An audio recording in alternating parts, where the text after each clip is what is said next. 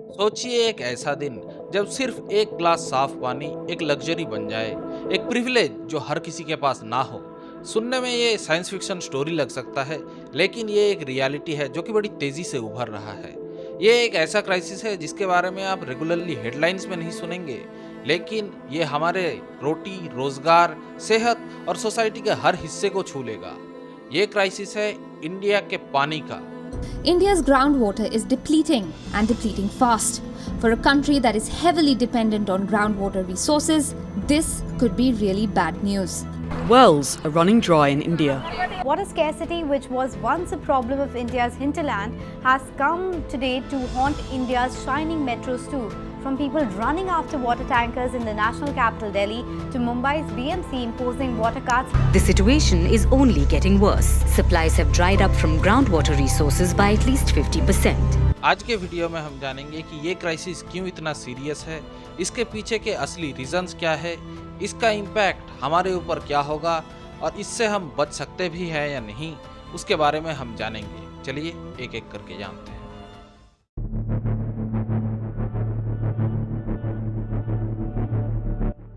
सबसे पहले हमें ग्राउंड रियलिटी को समझना होगा। इंडिया दुनिया का सबसे बड़ा ग्राउंड वाटर एक्सट्रैक्टर है। ग्लोबल ग्राउंड वाटर एक्सट्रैक्शन का लगभग 25% हिस्सा सिर्फ भारत ही निकालता है। ये पानी ज़्यादातर यूज़ होता है खेती के लिए, जो कि हमारे जीडीपी और हमारे रोजगार दोनों का ही एक बहुत बड़ा हिस्सा है। लेकिन इस ग्राउंड वाटर पर ओवर डिपेंडेंस के कारण हमारे जो ग्राउंड वाटर के नेचुरल एक्वीफायर्स या फिर रिफिलर्स हैं, वो उतनी तेज़ी से एक्वीफाई और रिफिल नहीं कर पा रहे हैं ग्राउंड वाटर को। Indo Gangetic plain ground water depletion का हॉटस्पॉट बन चुका है इसी कारण, और स्टडीज़ कहते हैं कि स्टेट्स जैसे हरियाणा और पंजाब, इनमें हर साल ग्राउंड वाटर 1 मीटर से ज़्यादा नीचे गिर रहा है। इसका इफेक्ट हमें बोरवेल्स पर भी दिखता है, क्योंकि पहले जब 100 फीट या 200 फीट खोदने के बाद पानी मिलता था, आज 1000 फीट खोदने के बाद वो पानी मिलता है। और हर एक नया बोरवेल जब खुदता है तो ग्राउंड वाटर और भी ज़्यादा खींच लेता है, जो कि एक विशेष साइकिल बन जाता है और ग्राउंड वाटर को और भी ज़्यादा तेज़ी से नीचे ले जाता है। शहरों पर तो अलग लेवल का स्ट्रगल है। अगर हम नीति आयोग के 2019 का कंपोजिट वाटर मैनेजमेंट इंडेक्स देखें, जो कि कहता है 21 बड़े भारतीय शहर जैसे दिल्ली, बेंगलुरु, चेन्नई और हैदराबाद हो गए, वहाँ पर ग्राउंड वाटर लेवल अगले कुछ सालों में टोटली ख़त्म हो जाएगा। इसका मतलब ये है कि लगभग 10 करोड़ लोग एक्सट्रीम वाटर शॉर्टेज फेस कर सकते हैं। इसका एक्सट्रीम केस 2019 में चेन्नई में हुआ था, जब वहाँ पे पानी टोटली ड्राई हो चुका था रिजर्वर से और पूरा शहर टैंकर्स और प्राइवेट वाटर सप्लायर्स पर डिपेंडेंट हो चुका था। या फिर अभी का बेंगलोर का ही सिचुएशन देखते हैं।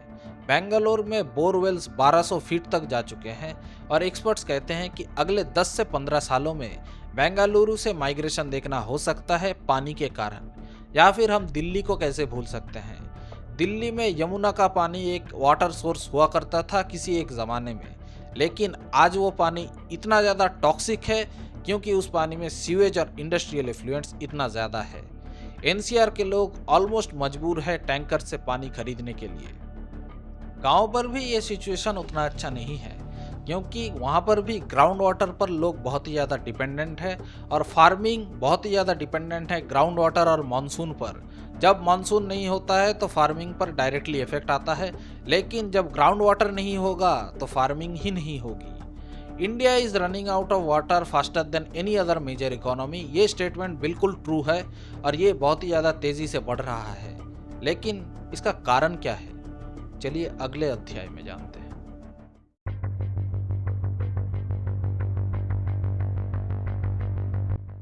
पानी का ये क्राइसिस सिर्फ एक स्पेसिफिक रीज़न की वजह से नहीं है, बल्कि ये एक मल्टी लेयर्ड प्रॉब्लम है जो कि एग्रीकल्चर, क्लाइमेट चेंज, इंफ्रास्ट्रक्चर और कल्चरल नेग्लेक्ट को मिला के हुआ है।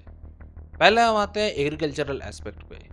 इंडिया के फ्रेश वाटर का लगभग 80% हिस्सा यूज़ होता है खेती के लिए, लेकिन उसमें क्रॉप्स का चॉइस बहुत ही ज़्यादा गलत होता है।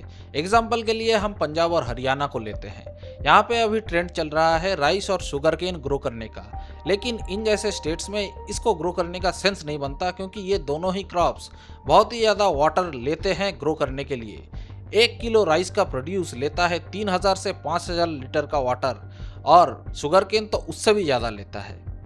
ग्रीन रेवोल्यूशन ने हमें फूड सेल्फ सफिशिएंसी तो दिया था, लेकिन उसके साथ साथ एक अनसस्टेनेबल वाटर इरिगेशन सिस्टम भी दिया है, जिसका रिजल्ट यही है कि एक्वीफायर्स खाली हो रहे हैं और वाटर लेवल तेजी से भर नहीं पा रहा है, जिसके कारण पानी की कमी दिख रही है।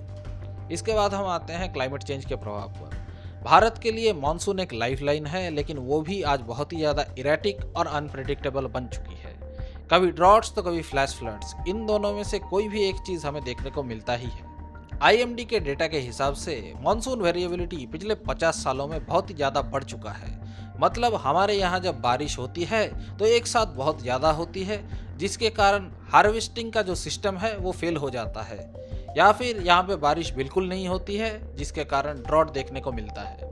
और जब बर्फीली ग्लेशियर्स पिघल जाते हैं तो शॉर्ट टर्म में तो फ्लड हो जाता है, लेकिन लॉन्ग टर्म में पानी का रिजर्व खत्म हो जाता है।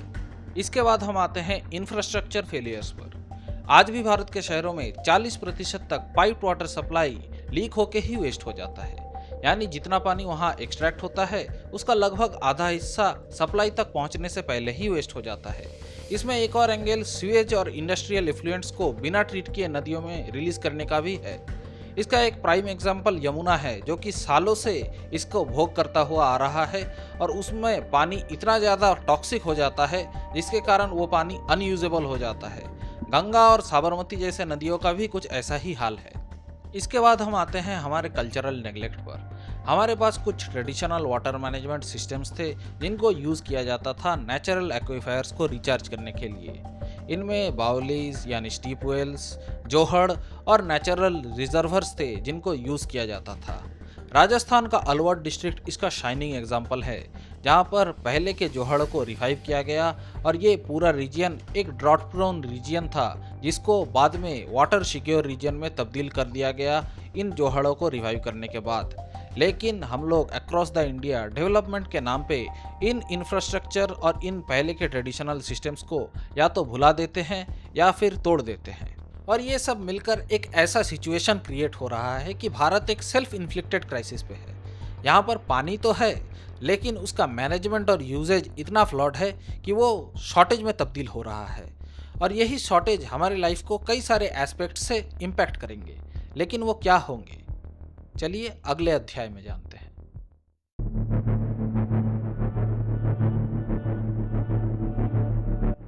पानी की समस्या को लोग अक्सर एक टेम्पोररी या लोकल इशू समझ लेते हैं, लेकिन असल में इसका इम्पैक्ट एक डोमिनो इफेक्ट की तरह है। अगर एक सेक्टर में शॉर्टेज होगा तो इसका इफेक्ट दूसरे सेक्टर में भी पड़ेगा। ये मेनली 4 सेक्टरों को इफेक्ट करेगा, जो कि है हेल्थ, एग्रीकल्चर, इकोनॉमिक्स और पॉलिटिक्स। सबसे पहला और सबसे ऑब्वियस इफेक्ट हेल्थ पे होता है। जब लोगों के पास सेफ ड्रिंकिंग वाटर अवेलेबल नहीं होता तो लोग कॉन्टेमिनेटेड वाटर ही ड्रिंक कर लेते हैं। हु के हिसाब से इंडिया में हर साल लाखों बच्चे डायरियल डिजीजेस से मर जाते हैं अनसेफ ड्रिंकिंग वाटर के कारण।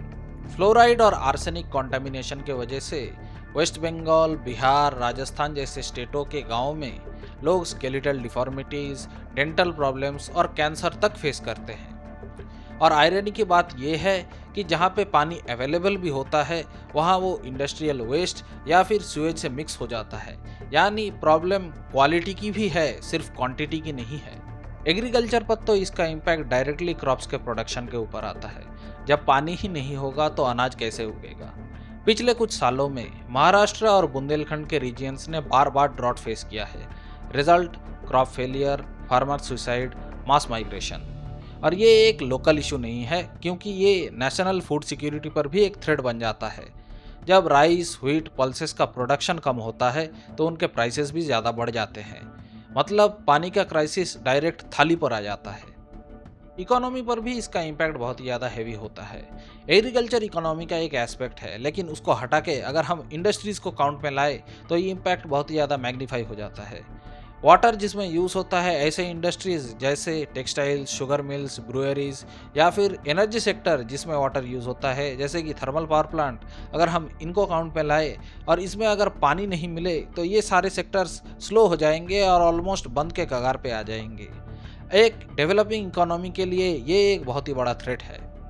पॉलिटिक्स पर भी इसका इम्पैक्ट बहुत ही ज़्यादा मेजर होता है। हमने क्लियरली देखा है कि इंटरस्टेट वाटर डिस्प्यूट्स कैसे होते हैं। जैसे कावेरी का वाटर डिस्प्यूट कर्नाटक और तमिलनाडु के बीच में जब जब होता है तब वो वायलेंट प्रोटेस्ट्स में बदल जाता है। या फिर पंजाब और हरियाणा के बीच में भी सुतलेज यमुना कनाल लिंक का जो प्रॉब्लम है वो डेकेड्स तक अनरिजॉल्व्ड है। ये इशू सिर्फ स्टेट लेवल तक नहीं रुक जाता है, ये इंटरनेशनल लेवल तक भी पहुंच जाता है। बांग्लादेश और भारत के बीच में जो गंगा और ब्रह्मपुत्र के वाटर के शेयर को लेकर जो डिस्प्यूट होता है वो क्लियरली दिखता है। या फिर भारत और पाकिस्तान के इंडस वाटर ट्रीटी को लेकर भी जो डिस्प्यूट होता है वो भी क्लियरली दिखाता है कि ये इशू सिर्फ स्टेट लेवल के पॉलिटिक्स को डिक्टेट नहीं करता बल्कि नेशनल लेवल के पॉलिटिक्स को भी डिक्टेट करता है। ये सारे प्रॉब्लम्स एक चीज़ को हाईलाइट करते हैं कि पानी की समस्या सिर्फ पीने तक ही सीमित नहीं है, बल्कि ये एक मल्टीफैसेटेड प्रॉब्लम है जो कि अगर अनट्रीटेड रहेगा तो ये डोमिनो इफेक्ट की तरह हर एक चीज़ को इफेक्ट करता रहेगा।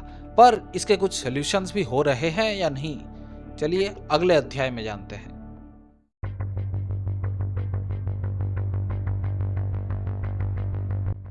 सबसे इंस्पायरिंग सॉल्यूशंस वो होते हैं जो ग्रास रूट लेवल और इंडिविजुअल लेवल पे लिए जाते हैं।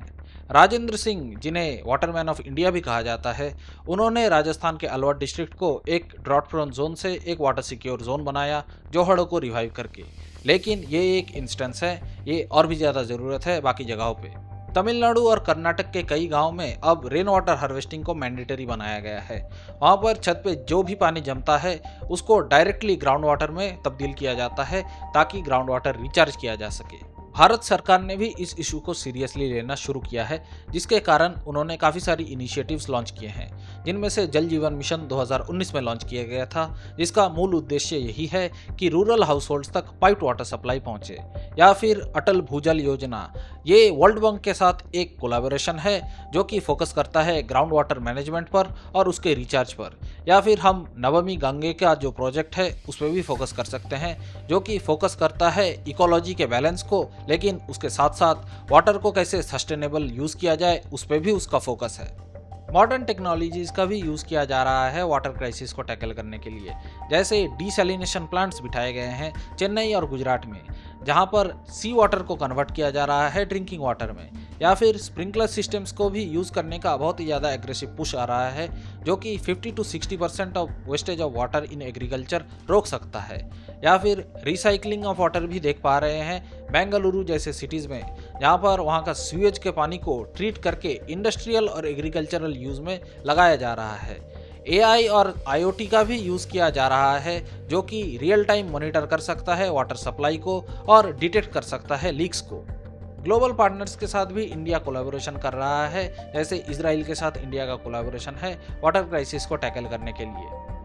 पर इन सॉल्यूशंस को जितने तेज़ी से काम करना चाहिए उतने तेज़ी से काम कर नहीं पा रहे हैं, क्योंकि पॉलिटिकल, अथॉरिटेटिव और इंडिविजुअल रिस्पॉन्सिबिलिटी इनमें बैरियर्स डाल रहे हैं। पर आपको क्या लगता है, क्या इंडिया इस क्राइसिस से सक्सेसफुली निकल पाएगा या फिर हम और भी ज़्यादा प्रॉब्लम में फंसते जाएंगे? आप अपने विचार कमेंट्स में अवश्य लिखिए। अगर आपको ये वीडियो इन्फॉर्मेटिव लगी है तो इसको लाइक और शेयर दोनों कीजिए। अगर आपको ऐसा ही कंटेंट पसंद आता है तो इस चैनल को सब्सक्राइब कीजिए। अगले वीडियो में फिर मिलेंगे। धन्यवाद।